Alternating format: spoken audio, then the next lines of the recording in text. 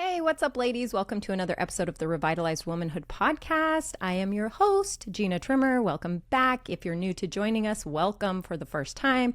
I hope you are inspired to stay with us and share this message. The big picture here for my community is share this message because I think every woman can be influenced and inspired by it, especially with my guest today, Courtney DeFeo. Welcome. Thank you for being here with me. Hi, thanks for having me. This will be fun. Yes, it's going to be so fun. And I was actually just telling Courtney that she has a podcast. She's an author and a wife and mother, of course, the most important things. And Yes. I was just telling her podcast, which is Pardon the Mess, and it is parenting success as Christians, right? Parenting success for Christian women, whatever. And so I'm sitting here and I have 20 plus questions about parenting. And I'm like, yes, this is going to be so good. We're going to get all into parenting. And 20 minutes, which my listeners that know me, they're like, yeah, this happens sometimes. Gina gets like this divine inspiration. All of a sudden I'm blow drying my hair and I'm like, ding, I'm not going to go that direction. Love it. Love it. I was inspired to talk to you today about women and their worth and your opinions about that being faith-based, coming from a Christian perspective.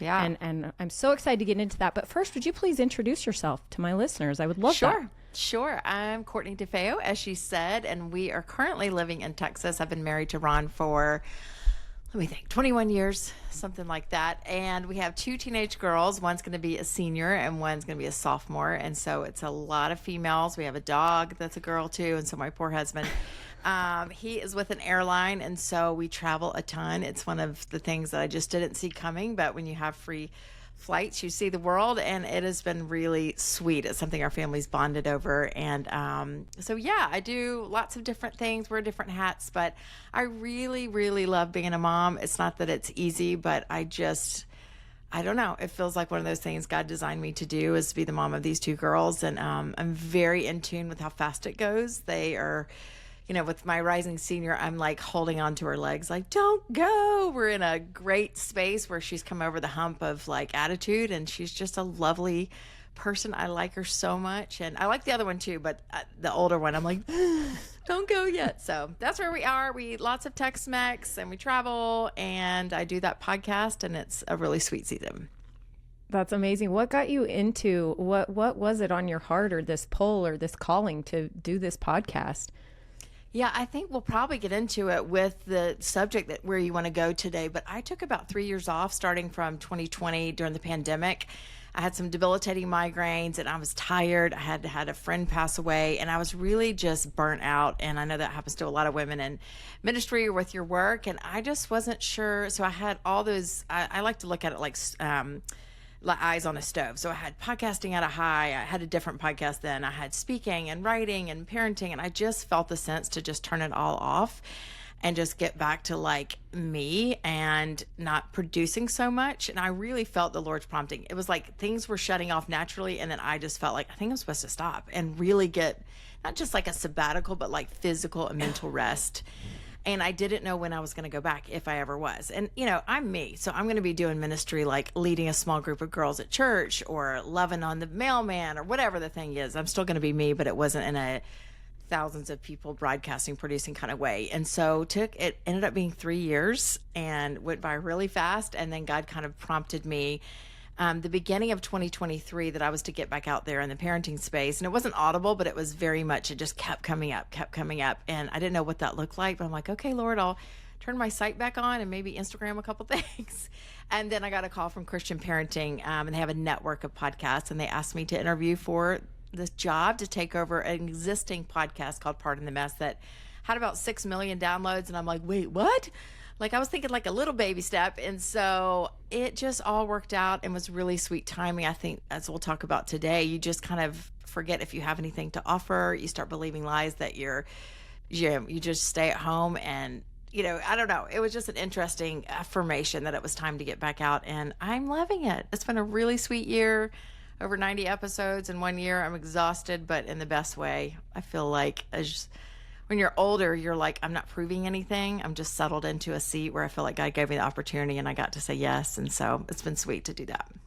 That's really interesting that you said it that way. I actually really connect with that you're not proving anything. Once you get to this point where you're kind of feel like, I'm here to do the work.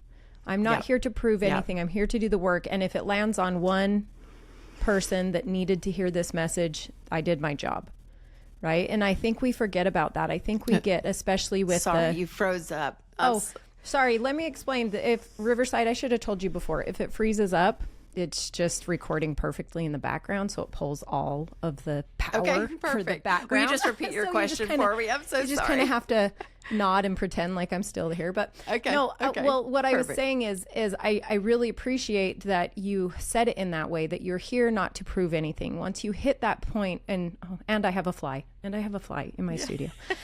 Once you pardon the you guys, they know me. This is just kind of part of the chaos, but you hit a stage in life, and it really doesn't necessarily have anything to do with age. I think it has something to do with your expansion and your growth in your personal development, and realizing that you were put here on this earth for a purpose, and that purpose doesn't have to be what Linda down the street's purpose is.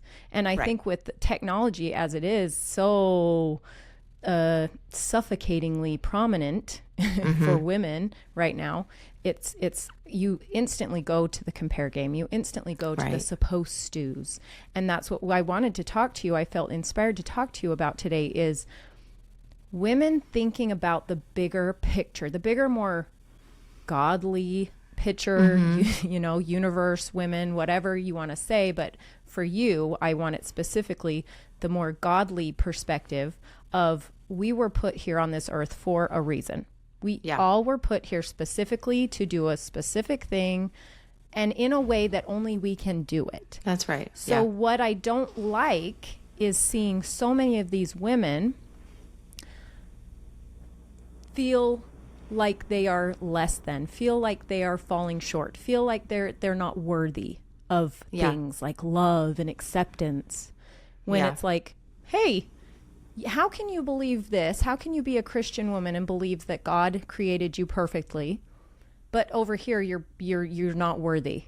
Yeah, it's real. It's real. And I wish I could say that you figured this out and click like you're walking in that security, because I've gone through seasons where I felt so sure that God was calling me to do something. And so for that first point, I think it's seasonal. And so for many of the women listening, they're probably moms, and what was a little bit easier, I'll say, when you don't have other lives depending on you, when you're like, it's only me, like I'm just going to work, I do the paycheck and I come home.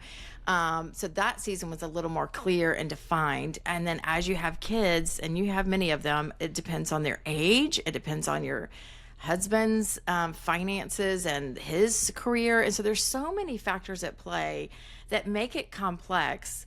And I think we start to listen to the complexity, and we want it to be one way, and we want God to write us a note and say, this weekend, Gina, start a podcast, and you're going to do it for 6 weeks. And then the next week you're going to go school teach. And, I think we want a prescription. We want it to, and we'll follow it. We love a list. We're like, you tell me what to do. And it's not like that. And for me, I realized it was seasonal based on the ages of my kids or what I, was going on. And it's okay to make a wrong step and be like, well, that wasn't it. Like, that was definitely not my sweet spot. And then I think it's also personal. And so where we get tripped up is we look side to side. And I will say, Utah has some of the most amazing influencer crushing the world out there, and you look at them and I'm like, how is their hair done? Like, why has everybody got the perfect hair? Because we all have heatless curlers.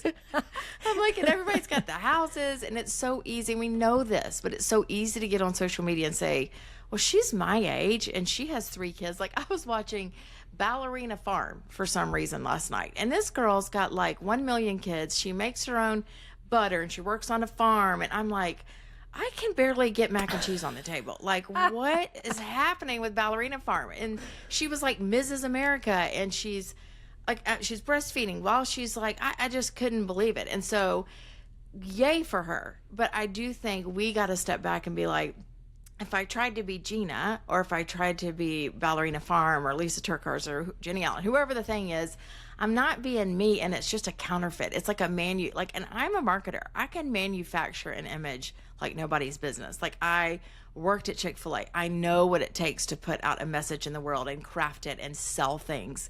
And so I realized early on, after I left Chick-fil-A and started doing my own thing, that it was like really important to me to figure out which specific lane in that season for me and the way God created to me would be the most authentic, because people can sniff it out. Like, we know a car salesman, sorry if you're a car salesman, but we can sniff out the manufacturing.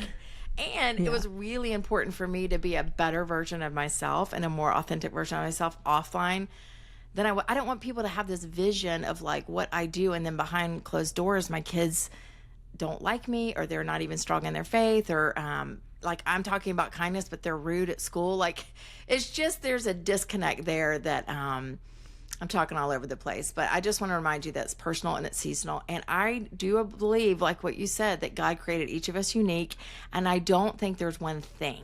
I think there's things and there's lanes that don't feel like work to you. So when I speak, I barely get nervous. I love it. Like, I get on a stage and I'm like, you have other friends that are like, I'd rather die than get on a stage. And so you have to start paying attention to that, going, what brings me alive, what fuels me, do all the personality tests, and just don't go by like Enneagram is the master of you. It's like all these things are informing and putting these puzzle pieces together to really remind you of who you are. I even ask God, like, God, who do you say I am? And just start listening. If you don't catch it the first time, he'll repeat it. And he'll use someone like Gina in my life. I've never met you, but at the end, you'll probably say something like, gosh, you were so good at ... Start paying attention to the things that are repeated, and then believe them. Because I do believe there's women out there that, like, we'll give them a compliment and we think it's humility. And we're like, oh, no, I'm terrible at communication. And you're like, no, 500 people have told me I can communicate in a way that it's not perfect, but it does something for people's hearts. So pay attention to that. I will never make you a casserole. No one has ever said I'm a good casserole maker. Like, I can host people, but I order stuff. So, like, I have to pay attention to that. So all that to say, I agree with you. And I think if you're listening, you're special. And I'm not more special than you. I think you're made pretty awesome as well. Well, and I think there's a lot in slowing down and listening. You pointed out that you have to listen. You have to be open to, you're asking for things. What is it that funny joke that's the guy in a flood, he's sitting on top of his roof and he says, God help me, and God sends a boat, and he says, no, God's gonna help me, I'm good, thank you. Yes. And he says, God help me, and here comes a helicopter, and he says, no, God's gonna save me, and then he dies and goes to heaven, and God says, I sent you a boat and a helicopter. Like, what more could I do? That's right? awesome. And it's like, listen, you have to allow that. If you are asking, receive. You have to receive. You have to be open to listening. And I think that we get so caught up in, that's one of my big things right now, is slowing down, because like you, we travel. We actually decided in 2017 to take our kids at the time, who were 5 and 2, our little boys, to just with one-way ticket to Paris. And we traveled for the next 7 years over 60 countries. And that's been our lifestyle. And so it's been very eye-opening for me as a person and as a mother, and raising kids and having a husband, being together 24/7, and seeing different cultures, and seeing that it's like a funny story is I was in Australia with one of our friends' wives. We were at the park, and she was saying, oh, I follow these girls from Utah, and they're all sisters. There's like 5 women. They're all sisters. They all have this blonde hair. They always wear the cutest outfits. They're all matching and whatever. And I'm like, let me see this. And she shows it to me, and I'm like, they're not sisters. They're sisters, but they're not sisters. This is just Utah's kind of this thing where we all just have the same real look. Cute. Real yeah, cute. we all look exactly the same. It's just this weird, like, very what's that movie with Nicole Kidman where they're all the same? Yeah, Stepford Wives kind of thing. Stepford Wives. It's very, very Utah, especially up in Salt Lake County. But anyway, and she says that's so different here and she's LDS, and she says my ward is like a boiling pot of mixing pot of different cultures and skin colors, and everybody looks so different.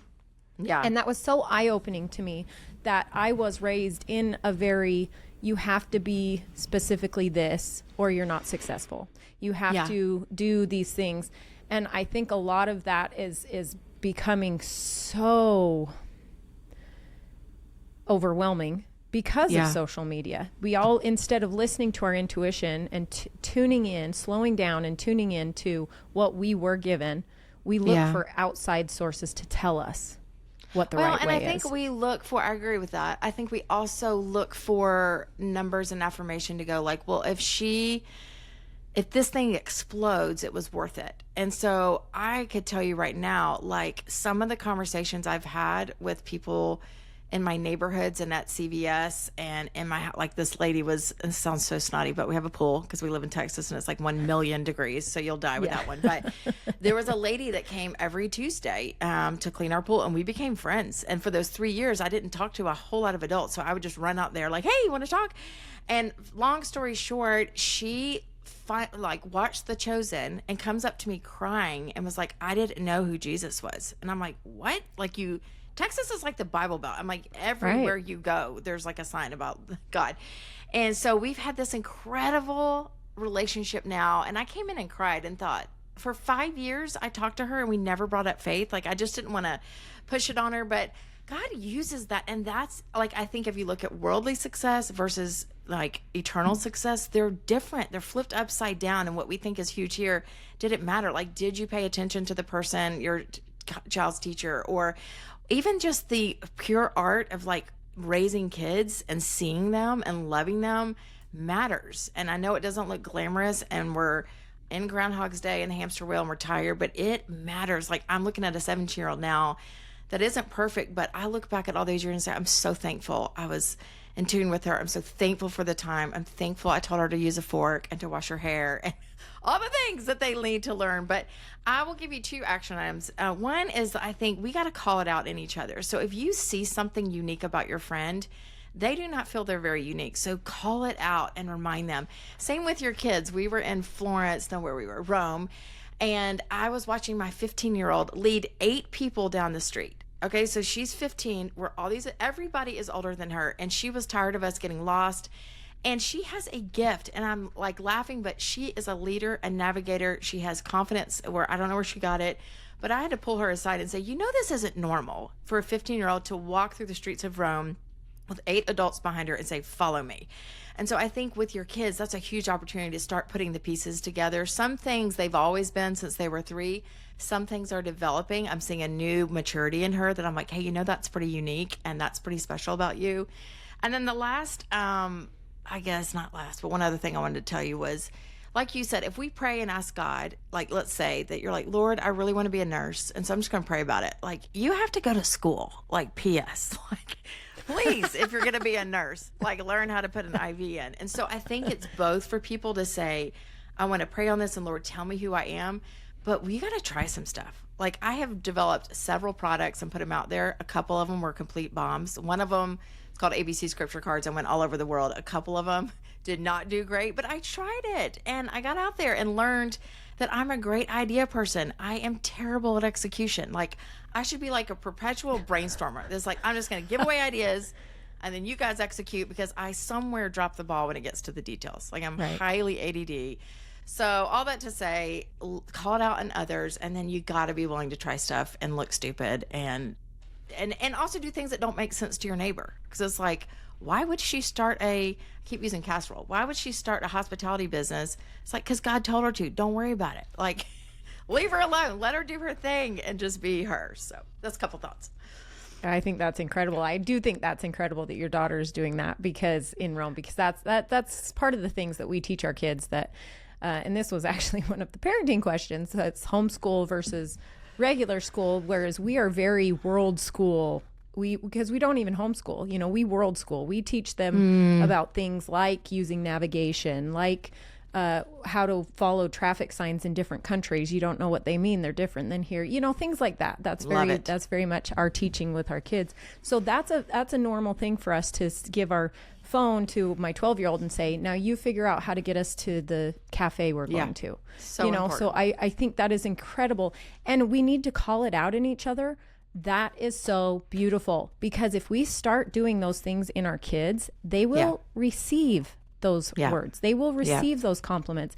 Whereas versus, like you were saying, when we say it to people our age, women our age, it's like, oh no. And they're not able to hear those things. They're not able to accept those things. We're terrible at it. Yeah. Whether it's you're insecure or you don't see it, or you think it's ingenuine, anyway, not genuine.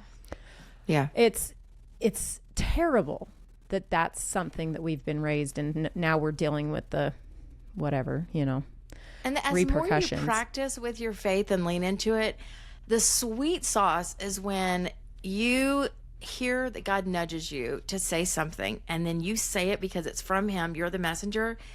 It hits people. Like, I was just finished a podcast with a girl named Clear. She's got a company called Clearly Stated, and I just felt this pressing at the end to tell her she was a good mom. And her son was born at 1 pound 7 ounces. He can't walk at 3, and she's an amazing entrepreneur. But I said, Clear, at the end, I just said, Clear, I just want to tell you, like, you're one of the most fascinating entrepreneurs, so good at your job, but you're an even better mother. And she just broke down. And because it wasn't that I'm a good complimenter, it was because God nudged me to say that thing at that time to her. So don't feel stupid if you're at the grocery store one day and you're like, I just have to tell you, like, you're such a good teacher. Like, you just don't know when someone's feeling unworthy, when they're feeling so self-conscious. And that's very natural in the stage of motherhood. We're just like, sorry. Come here, Ice. You're fine. Mine's usually a 3-year-old. Oh gosh, yes. Mine's usually a 3-year-old. It's so very natural as mothers to forget. We forget to dream. We forget, were we even good at anything? I mean, and so we need people around us that remind us that before you had kids, you had a brain, and you were actually really good at stuff, and there was life in your eyes. That so don't think it's gone. And I think that's something we need to remind each other of. As I'm coming towards empty nesting, it's like, there's a whole nother life coming. And it looked a little different when they were in my home. But I'm starting to dream a little bit and be like, what am I going to do? I don't know. Maybe the podcast. We'll see. But I'm dreaming a little bit about what that looks like.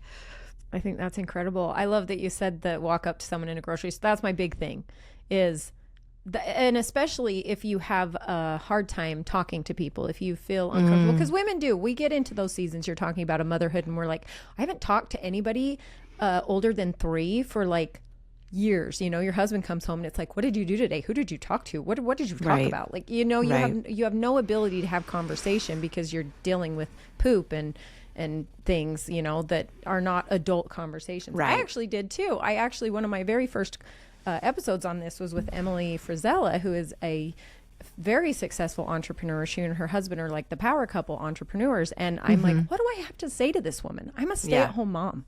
Like, what am I'm going to sound like an idiot next to her. And actually, I came away from that episode feeling so empowered and proud of myself, because we're not the same. I'm not this powerful entrepreneur. Yeah. But I am an incredible mother and a wife, and I've traveled to all these different countries. Like, I have my own things to offer. And it was very much a light bulb moment of, oh, she can be cool at what she's doing. That doesn't mean that I have to be cool in what she's doing. I am cool in what I'm doing. And I think those are the moments that if you can listen and embrace and like kind of lean into those moments, instead of letting the adversary or whoever tell you, no, you're not good enough. You're not worthy. You're not accepted. Fight that, right? Those are just lies. So the question in this is, how can faith-based teaching encourage women to shift their focus from insecurities and see it more as a sense of significance from the divine? Yeah. I think the thing that popped in my head was when I was at Chick-fil-A doing marketing, it was in the marketing department, we talked about being relational over transactional. And if we only focused on the transactional, it would be very black and white. It would be like, how many chicken sandwiches do we sell? How many stores do we open? And I think those things are good in theory, but there was so much more going on at those stores. And they were like, even in the marketing department, what relationships were we building? Are we having a positive influence on every customer we come in touch with? Are we having a positive influence on the community? And there was a lot of teaching that we did around that about, are we involved in the schools? Are we helping moms? Like one of the guys came up with this idea. It's called Mom Valet. And when a mom pulled up in the drive-thru, they could order their food and say, I'm coming in. By the time they got into his store, he had it all set out. The placemats down, the kids all set out. Isn't that brilliant? And That's brilliant. Okay, I'm already a huge fan of Chick-fil-A. Yeah. I mean, you don't have to tell me. I'm like, I should own stock. Actually told my husband we should open one here. And if it wasn't for you have to work in it for the first year, we could have. But I know. It's anyway, but that's learned, incredible. Like, I tell people, I'm like, I was only there 6 years, but I learned like an MBA for life, to be like, there's so much more when your faith is like a priority, and looking at people and the relationships are so much more important than the exchange and the money. And so we have to look, and I think you just say, what matters in 10 years? What matters in 20 years? Does it matter that our kids were valedictorian, or does it matter that they're kind people? Does it matter if we are the richest people in our neighborhood and our white house with the black windows is the biggest in all of Utah? Who cares? Like, so I think we've got to get to the root of like, and this is morbid, at our deathbed, who's around us? Did we have a good influence? Like, nobody is getting to heaven and he's like, well done on your sales. Like, yes, do jobs with significance. But I think that once you have a taste of that, you go, this is the best thing out there. And once you like start digging into God's word and going to church and listening to sermons, you just grow more and you get more attached to what God is doing in the world, and that you're a piece of that bigger story, versus like, it's, I mean, how daunting to think the whole world is really about the here and the now and the measurable and the you, and it's all up to you to make it or break it. That is just a pressure nobody can handle. So at the end of the day, for my kids, I'm like, I am so sorry about these school shootings. I'm so sorry about the war, in Europe. I'm so sorry, but we are not ultimately in control. And there's a freedom and a surrender that goes with that when I do try to control, I'm like, I'm so thankful that I have a faith that is grounded and real and tested. And I can go to my kids and say, this is not the whole story. Like, if you did not make that team, if you broke your leg and you were the star baseball player, if you have dyslexia, both of mine have learning disabilities, like, this is not the full picture. And I believe that with all of my heart. Like, it's not just something I said because I learned on a pretty tea towel. Like, I believe it and I need it. And I think there's a deep peace that comes with that. Do I always cling to it? No. Do I have seasons where I forget to pick up my Bible? For sure. But even this morning, I picked up and read just a little blip in Joshua about his strength and his courage. I was like, that's what I needed. Like, that's the thing for the long haul, to know what God says about courage versus what Instagram, I'm on there too. But if we believe a quote that some rando in Idaho tells us about, we're like, what do they know?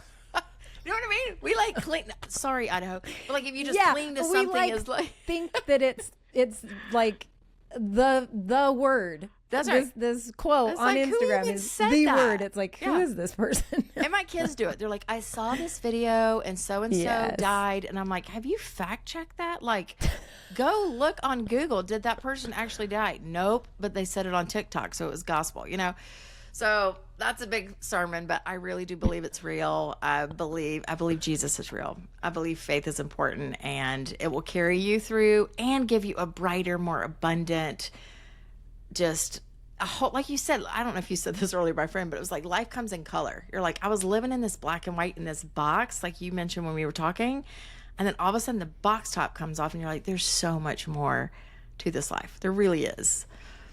It's 100%. I mean, why we take our kids traveling is to show them that there's a bigger picture. I mean, you take it even further, and with faith, you think of it even further. There's a much bigger picture, but for here and now, this world, there's a bigger picture. And I seriously, I hope you will agree to come back when I ask you next, because I really do want to get into the parenting questions I have, because I really did put some thought into those. But I just feel like we were called to talk about this today, and it's something that's really, really always heavy on my heart, is why women just can't see the forest for the trees and see their worth and see that they are just amazing, incredible, and capable of creating whatever. I mean, it doesn't have to be an author of a book. It doesn't have to be to make great casseroles. It doesn't have to be an expert at sourdough, or you don't have to be on a homestead and having 20 babies. Like, that's amazing for those people, right? Yeah. But you have your own purpose and find it and love it and live in it and embrace it. It has nothing to do with anyone else. It is, it's like a passion of mine to be the person that gets this through to each woman, right? I love that. You are special because of you. Yeah. Not because of anybody else. I have one thought. I know I'm like, this is the worst as a podcast. You're like, we're wrapping up and then I'm making it longer. But I think one thing that just came to mind was dinner is urgent. Like they have to eat at 6 or you know what I mean? Like we have to take them to the doctor's appointment. They have to like get, you know what I mean? And so these things can feel less urgent, but they really are important. And so I think we put it off. It's like, and that's how the Groundhog Day happens. It's like, well, every day, like I'm picking up and doing the thing. I'm getting people to work. I'm dropping off, and it just eats our time away. And so, like you said, well, minutes ago, we have to make room to listen, and we have to make room to think about these things and put some sort of rhythm in there that's either in the morning or in the evening to remind us to pull up, to be like, yes, these humans still have to eat.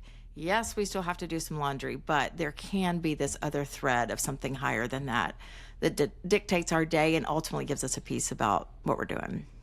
Yeah. Oh, absolutely. I have a thing that's called the happiness tracker that is being intentional about seeing the things that you're doing. Your day may be Groundhog's Day. Is it? If it feels that way. Okay. Well, let's look at the things that you're doing over and over every day. Do they bring you joy? Well, wait a minute.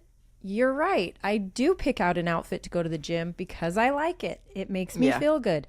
There is some joy in that. And when you're intentional and mindful that actually brings you joy, it's not so much Groundhog's Day anymore because you're like, oh, that was fun. Or if you like to cook and you cooked something really unique and you nailed it, it's like, that brought me joy. It wasn't just dinner. You have to cook dinner anyway.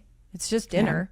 Yeah. Well, if you nailed it and you're really proud of it, if you stop and think about the fact that it made you feel really good, it's not Groundhog's Day anymore. That's right. Guys. That's right. Yeah. Find the joy. Well, you're sweet. I actually don't wrap up. We've got another half hour if you're good. But if you're short on time, if you're short on time, we can wrap up. But I'm good. I actually want to kind of shift this because in my private community, we have monthly topics. And each month I create a new, whatever study guide, I guess, whatever for us to talk about in a community learning setting. And July I have chosen because I am newly pregnant and sick as a dog, like a step above death. I don't know how women do this. I've never felt this way before in my life. The weirdest things are happening to me. My husband thinks Guinness is going to come around and put me in some medical journal because I'm so old and I shouldn't be making babies at this age. He thinks I'm really just, should be put out to pasture. And so the last month plus, I think it was back May 8th because it was my husband's birthday. So it's been plenty of time. I have been crippled by this sickness and it goes even further than physical sickness. I told my doctor, I said, I know I've heard that there's postpartum depression, but it's while you're pregnant. It's not the postpartum, it's the during. And I said, I feel that way.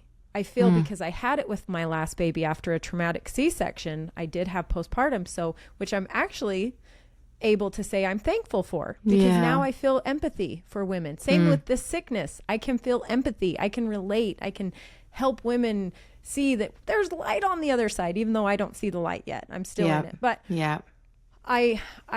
so July's topic, long story long, I'm getting into how to embrace and use our bodies and our minds when they are healthy and strong in the ways that we are meant to, what God wants us to be using them for and appreciating them as, because when you are down, you are down. Yeah. And all you can do is think, I help my little guy go to the bathroom in the morning, my 3-year-old. I'm like, okay, let's go, in the morning, let's go potty. And I sit there because I'm having my own issues and I'm like, gosh, I'm jealous that you can just pee.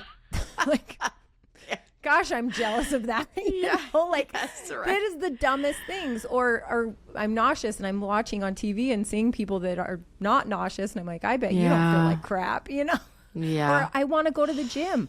I am a very fitness oriented person. I go to the gym every day, and I haven't been to the gym in over almost 2 months. And that to me is starting to affect my mental wellness and you know, those things. So where is it? Tell me about, I would like to hear in your faith-based talk about our bodies and really using them in the way that we're meant to use them and appreciating them in the way we're meant to appreciate them while we can, because there's going to be times where we can't. Well, I guess you didn't know this is my biggest struggle in my whole life. So I was sick with both pregnancies and throwing up for, I don't know, 25 weeks or something. And then I have migraines. I've had migraines since college, and they're generational. So I've had all kinds of prayer. And my grandmother, I think it was my great grandmother, killed herself from migraines. And then my mom had them. And so it's a whole thing, but I do think what you said is so powerful that, you know, I keep saying this like it's normal. We were just in Switzerland, but remember, free flights. But I was so sick, and I think 60 countries. Yeah. So you don't want to flex, but you're like, well, I was in Switzerland. But I had flown for so long. I think the pressure, and my migraines are super complicated. So there could be a generational thing, not to be all woo-woo, but it's like there is a spiritual thing to it. There is seasonal. Yeah, you take on what your grandmother had. You take on that. You have a part of them in you. Yes, for it's sure. Totally there. Yeah, it's not woo-woo. It's scientific. It's so hard. So I have been doing well since I took time off in those 3 years. From 2020, I really had a diagnosis called Chiari malformation, which means like my cerebral tonsils are hanging too low. And I've just really been trying to go after it because my friend Winter passed away suddenly. We had a podcast together. She had a heart defect that I didn't even know she had, but somehow her prolapse intersected with some sort of dysrhythmia in her heart, and she died in minutes. And she had four daughters. Like having a baby prolapse?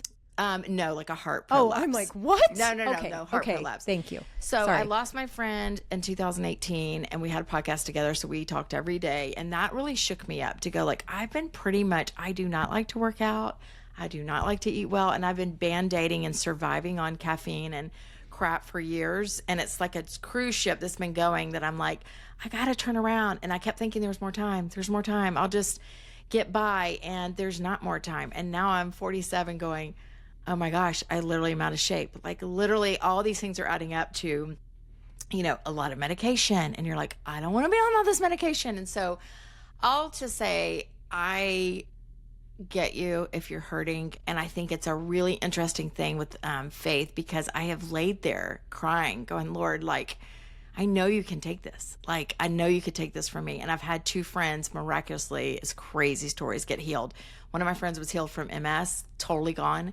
Another friend, she was going blind, like 60%, and she's on my podcast this summer. Her name's Kylie, if you want to look for her. But 60% of her sight was gone, and it fully was restored. Like miraculous things that you're like, didn't that just happen during Bible times? But I have had moments of crying in my bed going like, would you just take this? Like, I know you can. And then reversing to this guilt to go, well, I've created this. I eat too much food, or I'm not walking enough, and so it's been a tricky thing. And all I'll say is, if you've got young kids, wherever you are, make it a priority, because you think it's like, oh, people are vain and they care so much about what they look like. Like, I want to feel good to show up for my family. Like, my motivation is not skinny jeans anymore. It is like, I want to be a grandmother one day, and I want to go on every hike, and I want to be around as long as I can. And I don't want to, I think we can kind of withdraw from the very things God called us to because we feel bad. And I think Satan loves that. He's like, perfect. Put Court on the couch, make her sit there with ice on her head, make her gain even more weight so she's embarrassed. She's not going to get on stage when she's fat. Like, there's so many layers to it. But I think you didn't know, but it's a major struggle in my life. And I'm making baby steps to doing better, but it's super important, and it's way more entangled than we know. That's really odd that you have all this going on, and I'm like, hey, by the way, this is happening in my community next month. Let's talk about it. I'm like, can you ask me about something else? Because and that's just natural of us to go like, let me show you where God's showed up or where I've had success. And I'm like, no, actually, these are the things people want to hear. Like, yes, I've done all these things in the world, but yes, at the same time, I've been struggling a lot. And I said it's entangled, but you probably experience this as you're pregnant right now. Not only do you feel bad physically and you want to just lay there and like eat a cracker, but you also, it gets you depressed. And you said that, like, it's really not talked about how when you feel bad, you start going in a hole. Like, I don't want to go anywhere. Nobody cares about me. Woe is me. Like, it's hard to pull yourself out of that mentally. And I think that's where the faith stuff is like, God, are you still there? Like, you still see me? And I'll have moments when I've felt so bad that I forget, like, I forgot to thank him when I felt great for 3 weeks straight. Like, I just got on my way. It was awesome. And then I'm crying out, begging, whining when I feel bad, going like, I got to remember in the good times. Like you said, you know what it's like to have a great pregnancy. So you're like, oh man, do I have compassion for someone that had a C-section or is barfing? Because like now I know there's different roads to motherhood. So that's a little about my journey. Let's talk about that for a second. I forgot to thank him when things are great. That's going to be like the title of this month's topic, I swear, because it's true. We fall into this complacent, this is just what it is. Yeah. And you forget that you need to be grateful. You have to have gratitude. And that's going to go even further in when you're feeling like you are stuck on the hamster wheel, or when you are not finding joy, or you feel like, what's the point? What am I here for? Just to be a mom and just to sit at home and clean my house. And it's like, it's bigger than that. You need to be seeing that you should be grateful for these little things, like the little handprints on the windows, which I know it's hard to be in when you're in it. You're in it. Yeah. It's hard to see past it, but you're now holding on to your daughter's feet as she's getting, you know, rising out of this house. And it's like, you're like, where are the little handprints on the window? Right? You're in a different season. You're able to say that. But when we do forget, and that is the point of this topic that I want to dive into, is we forget that when things are good, be grateful that things are good and appreciate the things that are good, because sometimes they're not. Well, and I think just like, and this is a whole nother road, but my husband had pancreatic cancer a couple years ago. They found it in the smallest way. He's great now, but those kinds of things shake you up to go, life is precious. Like, I don't know how long he'll be around. And I really was like, married 21 years, taking him for granted, annoyed with him. And then you're there in the hospital going, this thing could take him out. And all of a sudden you sober up and you're like, okay, I need to make the most of this time. And so it freaked me out. And me and the girls were like, I don't think we've told you how much we love you. I don't think we've told you that we will, but we don't want to be a family without you. Like, you're a part of it. And I think he needed to hear it. And so as moms, it's like, okay, when I do feel good, am I just sitting around, or am I like, you know what? I feel good. Let's go on a mom-daughter date, or let's like do the things that I can do when I'm healthy. And then when you're down, trusting that God can provide the things. So there's been times like in Switzerland, I sat in the hotel all day, but my kids had the best day with their dad in the middle of Switzerland, and they had memories that I'm jealous of, but he still used it and he provided, and they didn't quote need me, but you know. So I think it's just awareness to pull up, like we're talking about this entire conversation, is like pull up, like go like to that airplane view to be like, there's more going on here. It feels circumstantially awful. I am barfing in the toilet, but what else is going on? And I do think, lastly, I'll say with postpartum, I was super depressed after my second child, enough that my mom was like, I don't think you're okay. And it took my mom saying like, you're like, most of us melt down by like 4 o'clock. We're like, oh, I need 2 arms. But by 9 o'clock, I was starting to cry and think, I don't know if I can make it through the day. And so she encouraged me to go to my mentor. My mentor was like, let's pray about it. We prayed about it. But I finally went to my doctor and was honest and got on some medication for that season. And it was hard for my mom to get in my face and say, I can tell you're not okay. So on that emotional side, I would say, tell somebody, like, it doesn't have to be this hard. You're not alone. Definitely get with a neighbor or someone you love and just say, I don't know what to do with this feeling. Because we can tell. You can like do the Step for Wives and perform, but behind you is like empty in your eyes. That's one of my things is almost like permission to feel it and share it. I want this podcast. That was one of my goals with this podcast, was share the stories. Women have all the stories. They don't have to be quote unquote successful entrepreneurs. They don't have to be famous in the eyes of whatever. It's women. I had my mom on here who has 8 kids and was raised very humbly on a farm and had to raise her siblings because my grandma had cancer. And I'm like, wow, I want you on here because you have a story to tell. You have something to share that is valuable. And you know what I mean? We all have it. And the more we talk about these things, because I heard on a podcast, I heard about postpartum, because I used to think it was like you wanted to kill your kids or you wanted to hurt them or you wanted to hurt yourself. I thought it was this big dramatic thing, but this girl, I heard her talking about it. And so when I had it, that it was just unmotivated. It was just this kind of not me, feeling. And I was like, oh, this is it. I could recognize it because someone else had given me permission to recognize it. Do you know what I mean? And that is my hope. That is my hope that women hear this. Yeah.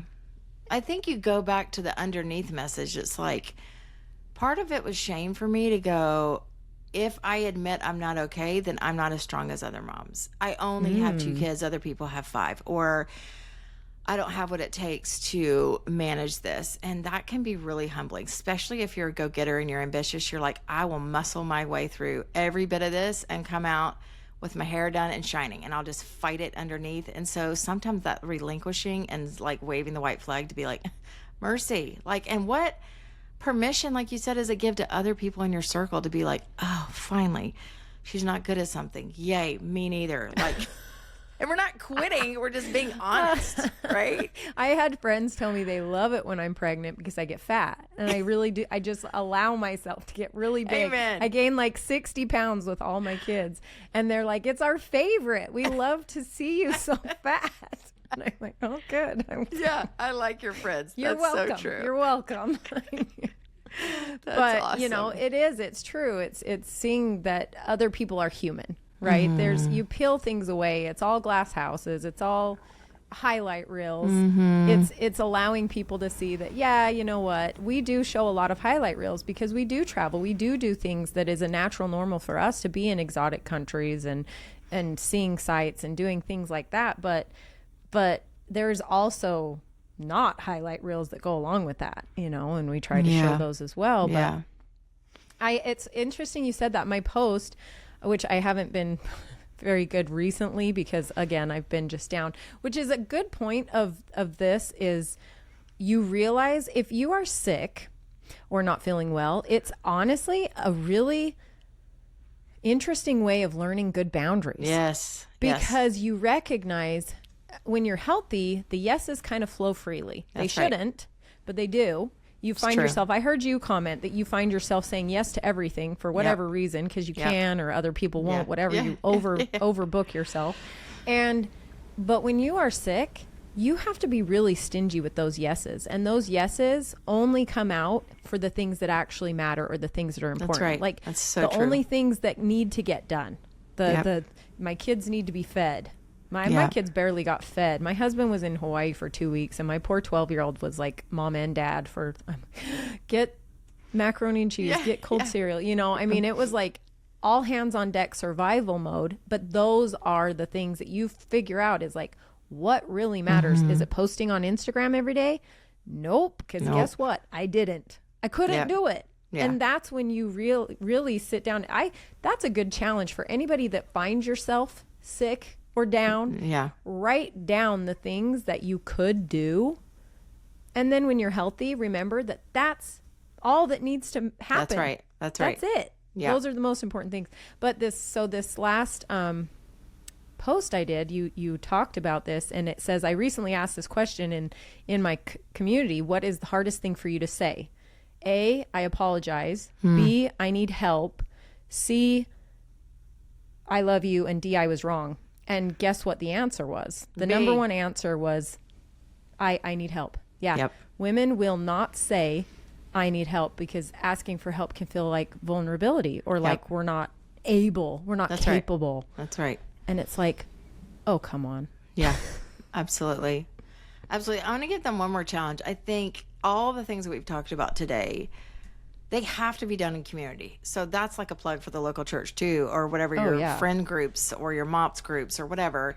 It's like all this stuff online is amazing. Like I love learning from other people, but I see you on this camera, but there is nothing like sitting across from coffee with somebody or at the park, and you can see what's going on in their eyes. You can see where they're about to well up with tears and go, wait, can we go back? Are you okay? And I just think that's so important. Like, and some people are like, well, I don't have that. Well, we got to start making that happen. Like, you got to make that a priority, because we can stay in our houses all day on Instagram and the thing. But I have grown the most when I'm with real people in my life that can speak truth to me, and just show up when I'm sick. And they're like, you've been hiding for a week. Where are you? And I'm like, oh, shoot, they noticed. I was under the covers. They figured it out, Well, but I want to emphasize, speak truth to you. I want to emphasize that, because that's in my community. That is the thing, is it's not going to coffee and talking about how cute your kids are and what your husband's doing at work and what trip you just went on. That's not what it is. It's talking about being able to say, how is your marriage? Have you guys gotten through these last couple things that you've been going through, and how are you handling that? Yeah. It's being able to ask the questions that really are going to move someone the trajectory of their life. And get you out of the hamster wheel of yay, my kid's in this, my kid's in that, my kid's in this, and we run around and I do my to-dos and blah, blah, blah, blah, blah, blah. But it's like, no, let's cut the crap and get down to the like, why are you masking all of this with a busy schedule? Yeah, so true. Well, thank you so much. Where can people come and find you and get more goodness from you? CourtneyDeFeo.com, or you can find me on Instagram at Courtney DeFeo, or Part of the Mess podcast. Would love to get to know you. And Gina, you do a great job. So good job on this podcast, and you're in the right seat on the bus. Thank you so much. I really appreciate it. I hope that just can go loud and across all the channels to share this message. That's my biggest thing, is just share this message, because someone needs to hear it. Yeah. I appreciate you, and I appreciate your time, and I really do hope you will join us again, because I want to get into parenting with you, and I think that would be really great. Happy to. Anytime. Thank you so much. Sure.